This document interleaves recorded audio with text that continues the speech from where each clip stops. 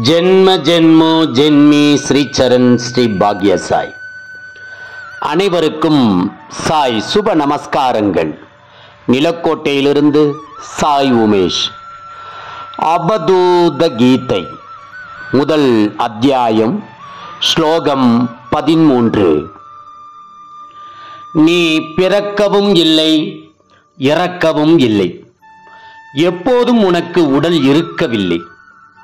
அனைவரும் அறிந்த அனைத்துமே பிரம்மம் என்பதை உபனிஷத்துக்கள் பல வழிகளில் மீண்டும் மீண்டும் வலியுறுத்தி கொண்டிருக்கிறது.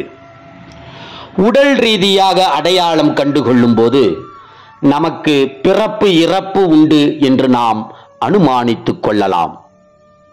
இருப்பினும் தனித்தன்மையுடன் வரையறுக்கப்பட்ட உடல் என்கிற கருத்து துவைத அனுபவத்தையே தரும். அந்த வகையான அனுபவத்தையே சாதாரண நிலையில் இருக்கும் மனிதன் பெறுவான். சொல்லப்போனால் நாம் உடல் என்ற அபிப்பிராயம் வலுவாக இருக்கும் வரை அந்த தோற்றம் நிலைத்திருக்கும். அதாவது நிறைவுத்தன்மை மற்றும் அழிவுத்தன்மை ஆகியவற்றை உணர்வு சார்ந்த மற்றும் மனதில் நாம் கொண்டுள்ள கருத்துக்கள் சார்ந்த அனுபவங்கள் மூலம் பெற முடியும் என்று நாம் அனுமானித்துக் கொண்டிருக்கிறோம். இவ்வகையான நம்பிக்கை, பற்று மற்றும் விலகுதல் போன்ற பழக்கங்களுக்கு வழிவகுக்கும்.